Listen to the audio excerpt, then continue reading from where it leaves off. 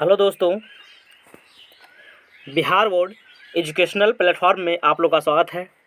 मैं अंकित कुमार आज आप लोग के लिए हिंदी विषय गोधोली पदखंड से कुछ महत्वपूर्ण ऑब्जेक्टिव प्रश्न लेकर प्रस्तुत हुआ हूँ। वह चैप्टर है हिंदी गोधोली पदखंड के रामधारी सिंह दिनकर द्वारा रचित जनतंत्र का जन्म से, जिसमें से पहला सवाल है उर्वशी किसकी रचना है या उर्वशी किसकी कृति है। ऑप्शन ए में है निराला, ऑप्शन बी में है दिनकर, ऑप्शन सी में है महादेवी वर्मा, ऑप्शन डी में है सुमित्रानंदन पंत। इसका आंसर हो जाएगा ऑप्शन बी रामधारी सिंह दिनकर यानी दिनकर। नेक्स्ट है दिनकर जी को साहित्य अकादमी पुरस्कार किस कृति पर मिला है। ऑप्शन ए है सामधेनी, ऑप्शन बी द्वंद्व गीत, option C Urvashi, option D संस्कृति के 4 अध्याय। आंसर हो जाएगा ऑप्शन डी संस्कृति के 4 अध्याय। नेक्स्ट है रामधारी सिंह दिनकर जी को ज्ञानपीठ पुरस्कार किस रचना पर प्राप्त हुआ। ऑप्शन ए है रश्मिरथी, ऑप्शन बी है उर्वशी, ऑप्शन सी है परशुराम की प्रतीक्षा, ऑप्शन डी है नील कुसुम। आंसर हो जाएगा Urvashi, option B Urvashi. Next है रामधारी सिंह दिनकर जी ने कविता में जनतंत्र का जन्म शीर्षक कविता में दुधमुही शब्द का प्रयोग किसके लिए किया है। ऑप्शन ए है अपनी बेटी के लिए, ऑप्शन बी है पड़ोसी की बच्ची के लिए, ऑप्शन सी है समाज की किसी बालिका के लिए, ऑप्शन डी है जनता के लिए। आंसर हो जाएगा ऑप्शन नंबर डी जनता के लिए। नेक्स्ट है रामधारी सिंह दिनकर किस विश्वविद्यालय के कुलपति या उपकुलपति बनाए गए थे। ऑप्शन ए है बिहार विश्वविद्यालय के, ऑप्शन बी है पटना विश्वविद्यालय के, ऑप्शन सी है भागलपुर विश्वविद्यालय के, ऑप्शन डी है मगध विश्वविद्यालय के। आंसर हो जाएगा इसका ऑप्शन नंबर सी भागलपुर विश्वविद्यालय के, भागलपुर विश्वविद्यालय के। नेक्स्ट है जनतंत्र में कवि ने यानी रामधारी सिंह दिनकर ने राजदंड किसे कहा है। ढाल और तलवार को, या फूल और भौरे को, या फावड़े और हल को, या बाघ और भालू को। आंसर हो जाएगा फावड़े यानी कुदाल और हल को। नेक्स्ट है कवि के अनुसार जनतंत्र के देवता कौन हैं। ऑप्शन नंबर ए है नेता, ऑप्शन बी है शिक्षक, ऑप्शन सी है किसान मजदूर, ऑप्शन डी है मंत्री। आंसर हो जाएगा ऑप्शन नंबर सी किसान मजदूर। नेक्स्ट है भारत सरकार ने किसने, तो भारत सरकार ने दिनकर को यानी रामधारी सिंह दिनकर जी को अलंकरण किया यानी सम्मानित किया किससे। पद्मश्री पुरस्कार से, या भारत रत्न से, या अशोक चक्र से, या पद्म भूषण से। तो आंसर हो जाएगा option number D Padma Bhushan से, पद्म विभूषण से। नेक्स्ट अगला है सवाल रामधारी सिंह दिनकर जी की प्रमुख काव्य कृति यानी रचना है कौन है। Renuka, B Rasavanti, option C Kurukshetra, option D इनमें से सभी। तो इसका आंसर हो जाएगा इनमें से सभी। नेक्स्ट है दिनकर की गद्य कृति है, रामधारी सिंह दिनकर जी की गद्य कृति है। ऑप्शन ए है अर्धनारीश्वर, ऑप्शन बी है दिनकर की डायरी, ऑप्शन सी है बट पीपल, ऑप्शन डी है इनमें से सभी। इसका आंसर हो जाएगा इनमें से सभी। नेक्स्ट है दिनकर जी को किस लेखन के लिए साहित्य अकादमी पुरस्कार से सम्मानित किया गया। तो ऑप्शन ए में है संस्कृति के 4 अध्याय, ऑप्शन बी में है अर्धनारीश्वर, ऑप्शन सी में है दिनकर की डायरी, ऑप्शन डी में है बट पीपल।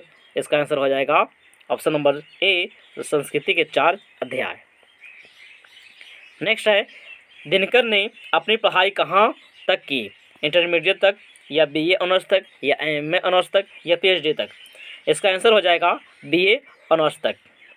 नेक्स्ट है दिनकर को यानी रामधारी सिंह दिनकर किस कॉलेज के हिंदी विभागाध्यक्ष के रूप में रह चुके हैं यानी रहे। ऑप्शन में है कॉमर्स कॉलेज पटना, लंगट सी कॉलेज भागलपुर, पटना कॉलेज पटना, इनमें से कोई नहीं। इसका आंसर हो जाएगा लंगट सी कॉलेज भागलपुर, लंगट सी कॉलेज भागलपुर। नेक्स्ट किस से शासन खाली करने की बात कही गई है, यानी किससे सिंहासन खाली करने की बात कही गई है। ऑप्शन में है राजतंत्र को, या समाजवाद को, या दोनों को, या इनमें से कोई नहीं। इसका आंसर हो जाएगा ए और बी दोनों को, राजतंत्र को भी और समांतवाद को भी खाली करने की बात कही है। रामधारी सिद्दीनकर जी का निधन कब हुआ? ऑप्शन है 1 जनवरी 1971 को, 22 जनवरी 1972 को, या 23 मार्च 1973 को, या 24 अप्रैल 1974 को। तो इसका आंसर हो जाएगा डी 24 अप्रैल 1974 ईस्वी को। नेक्स्ट सवाल है, जनतंत्र का जन्म के कवि कौन हैं? रामधारी सिंह दिनकर, या प्रेमचंद, या घनानंद, या अगेय। इसका आंसर हो जाएगा option number A Ramdhari Singh Dinkar. Next है, रामधारी सिंह दिनकर यानी दिनकर जी का जन्म कब हुआ? 21 अगस्त 1906 ईस्वी, 23 सितंबर 1908, या 25 अक्टूबर 1910, या 27 नवंबर 1912। तो इसका आंसर हो जाएगा ऑप्शन नंबर बी 23 सितंबर 1908 ईस्वी। नेक्स्ट है, दिनकर जी का जन्म कहाँ हुआ था? रामधारी सिंह दिनकर जी का जन्म कहाँ हुआ था? ऑप्शन है अल्मोड़ा के जहानाबाद, या सोनपुर के वैशाली में, या दानापुर के पटना, या सिमरिया के बेगूसराय। तो आंसर हो जाएगा ऑप्शन नंबर डी सिमरिया के बेगूसराय जिला में। नेक्स्ट, रामधारी सिंह दिनकर की प्रारंभिक शिक्षा शुरुआत कहाँ से हुई, पहली पढ़ाई लिखाई कहाँ से शुरू हुई? तो ऑप्शन में है ए बम्बई से, बी पटना से, सी गांव से, या डी जिला स्कूल से। तो आंसर हो जाएगा सी गांव से इनकी प्रारंभिक शिक्षा दीक्षा हुई रामधारी सिंह दिनकर जी की।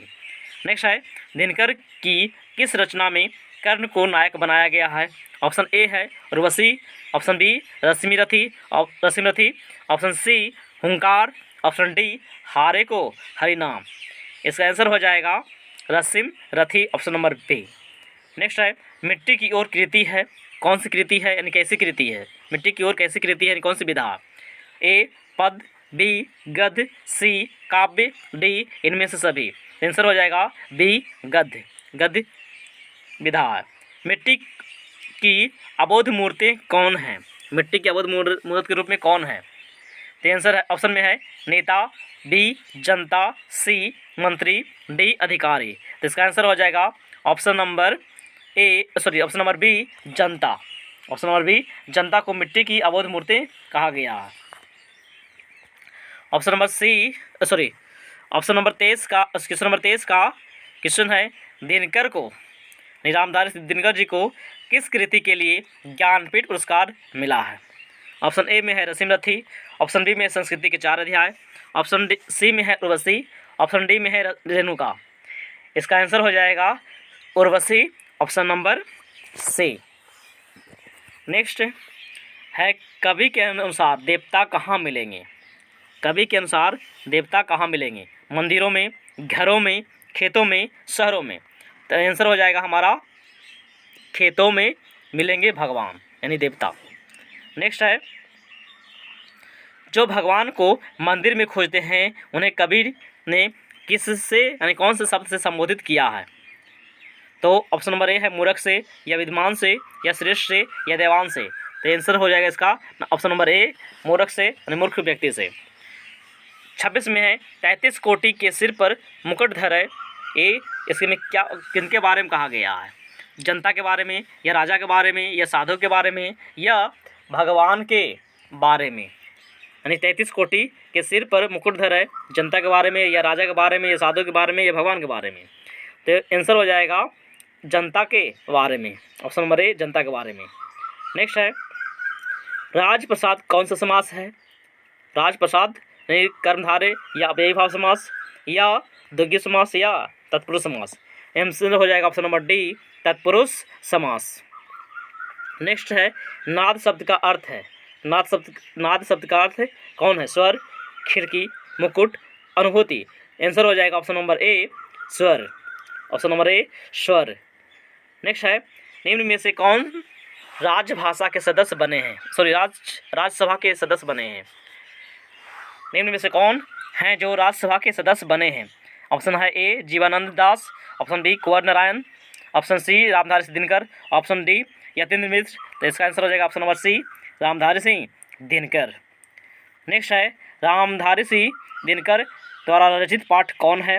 हिरोशिमा है, या जनतंत्र का जन्म है, या भारत माता है, या मछली है? तो इसका आंसर हो जाएगा जनतंत्र का जन्म। ऑप्शन नंबर बी, जनतंत्र का जन्म।